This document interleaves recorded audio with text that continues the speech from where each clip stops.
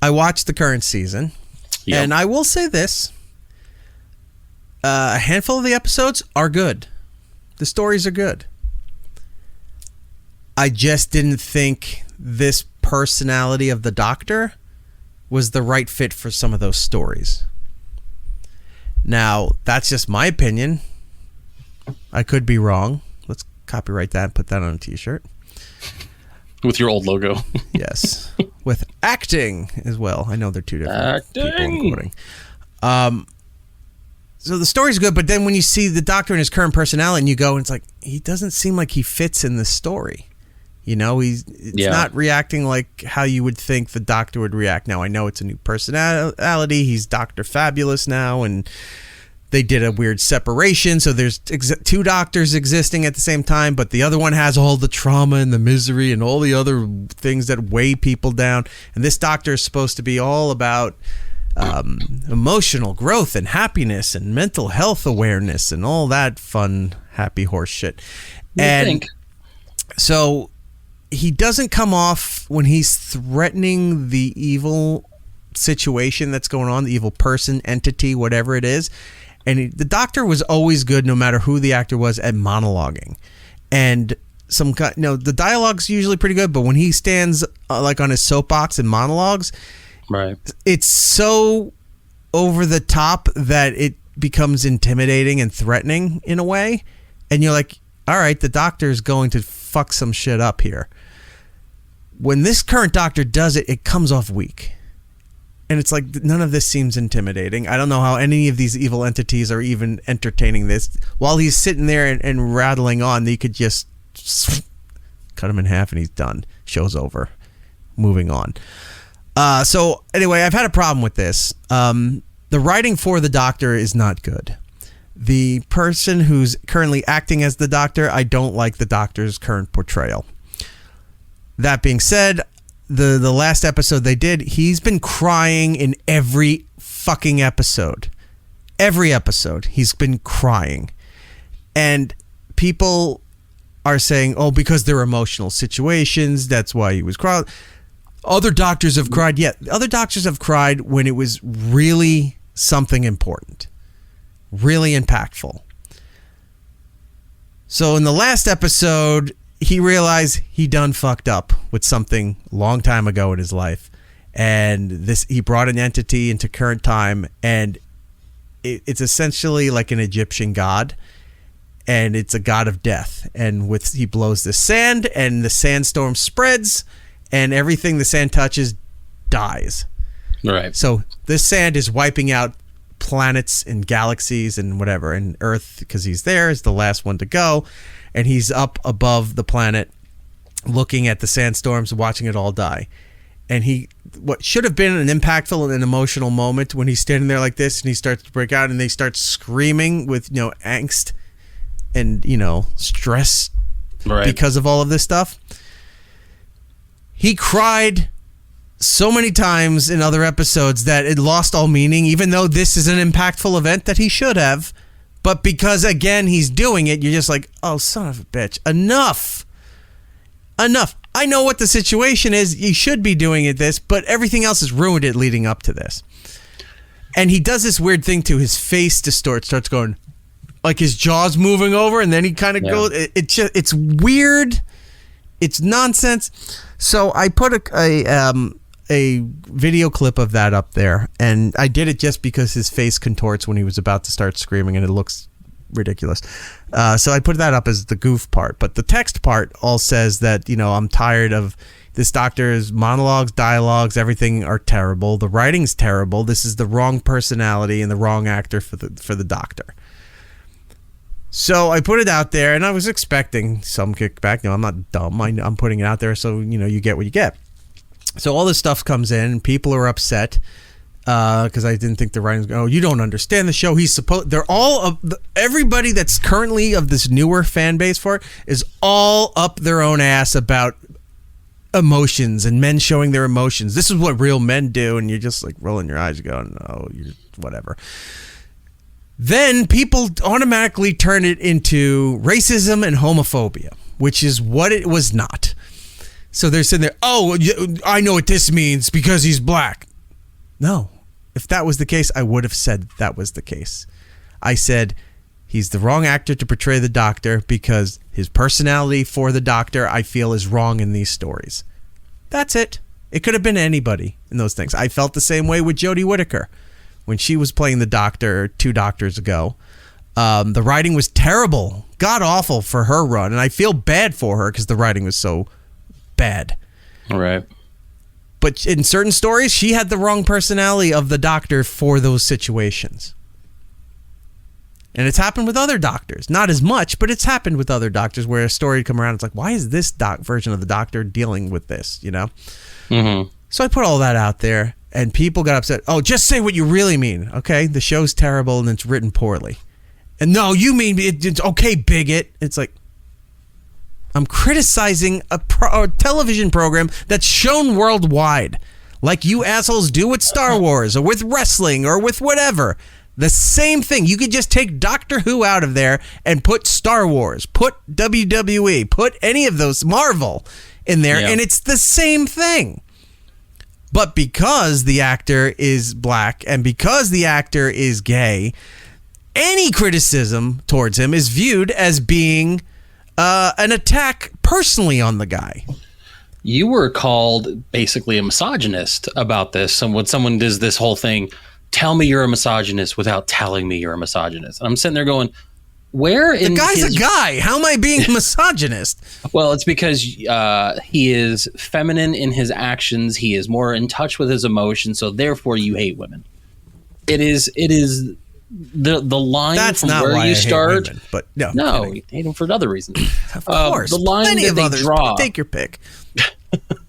Just the line that they draw from what you said to what they're trying to prove is all over the place, and the reactions from this have been hysterical because they are hysterical as in crying or hysterical as in humorous.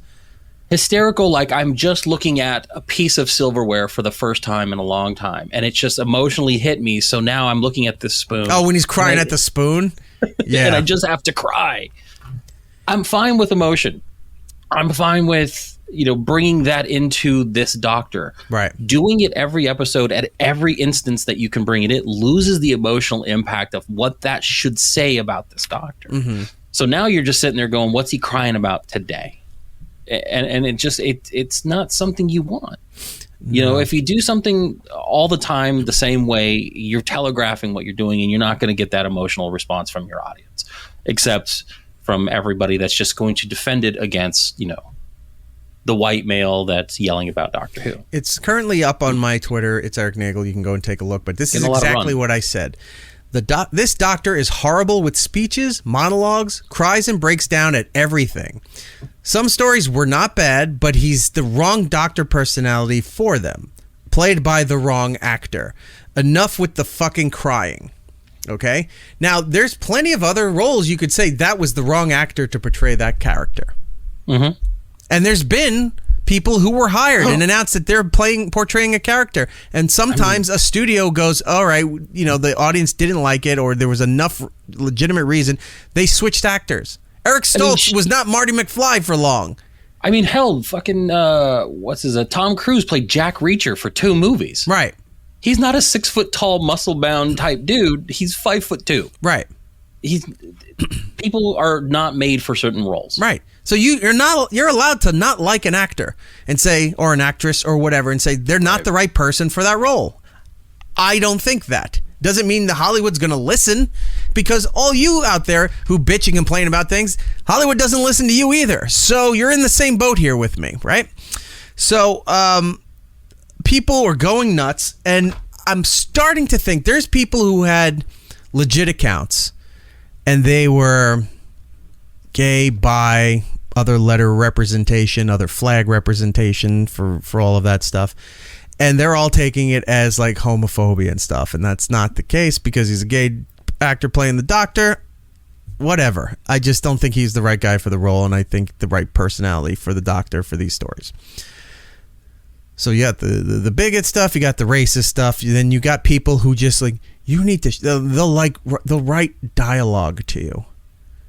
One guy wrote like 5 response posts. I didn't even read it. I just wrote down, I go, summarize this for me. And he lost his shit because I didn't want to read his whole diatribe on all of that. Give me the Cliff Clavin notes. We're good. Something like that, right? Then I started to notice a certain type of person responding. And it seems to be, I want to say it's like a foreign troll collective, and I'm not doing conspiracy stuff. I'm just going based on what I saw here. They all have the same things, maybe styled a different way in their bios. They're saying the same thing over and over. Mm-hmm. And it's mind-blowing. So obviously some sort of representation for their sexuality, gender. Like they'd have a whole bunch of different pronouns and whatever flag things they were posting in there. They all also posted the same exact neurodevelopmental condition. Like they're all boasting about their autism. Now, I'm not knocking autism, but I'm starting to see a pattern here.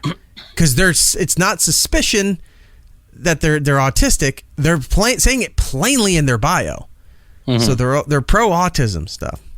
They're all the pronouns, all the genders, all that stuff, the flags. They use all the same terminology when they respond, and they're all supporting Palestine. The flag or the not the mushroom, the watermelon thing, which I found out not too long ago was because the color scheme of the watermelon is the same as the flag, so that's why they've adopted it online.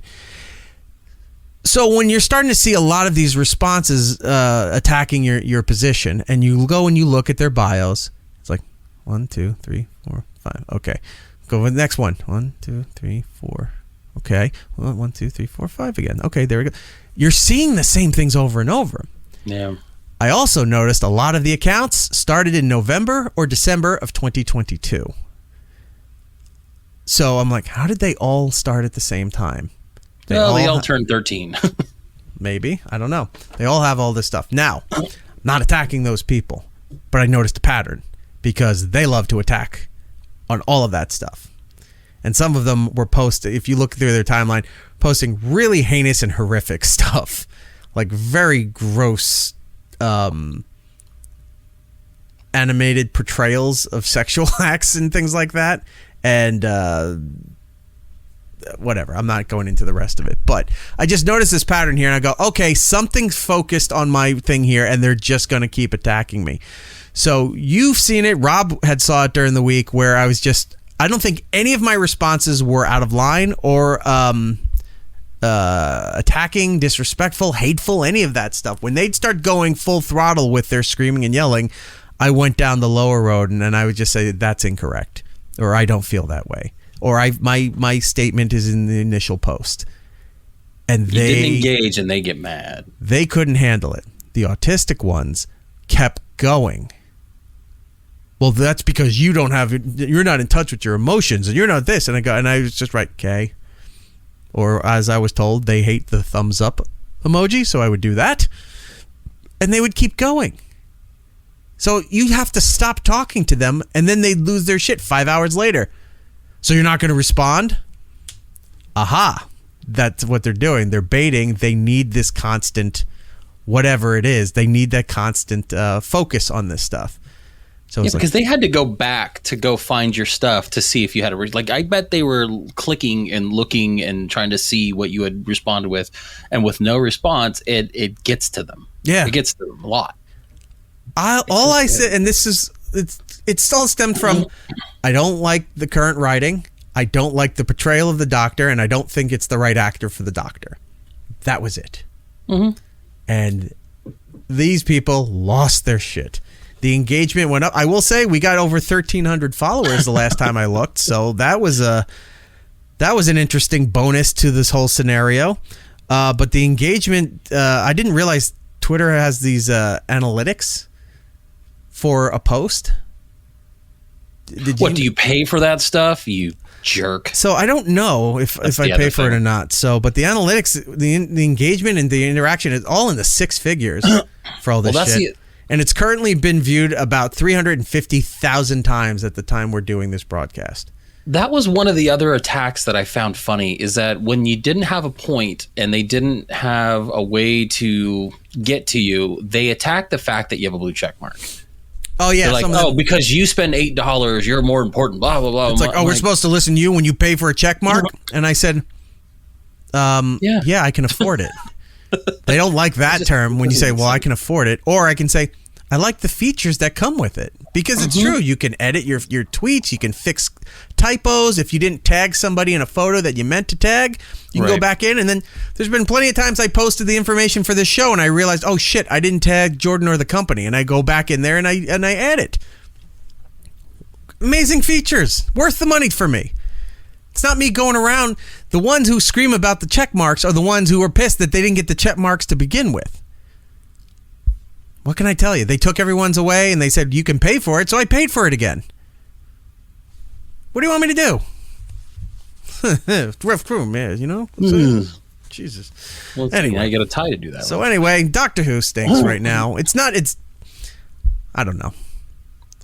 The ratings are terrible. There's no merchandise anywhere for it. None. I haven't seen one bit, no. None.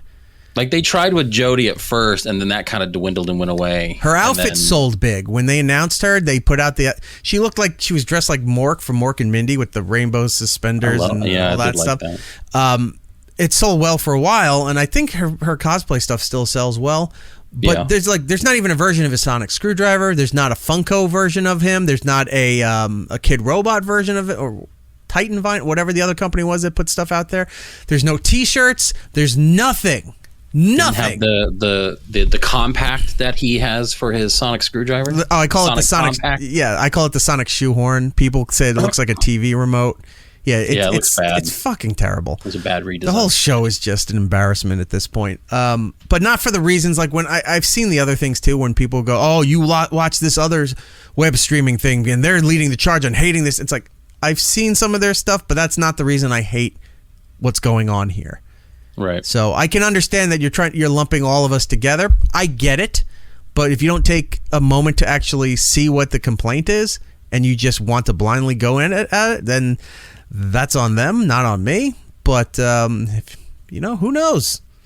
Maybe tomorrow we're up 1,500 new followers on the Twitter account. What do I care?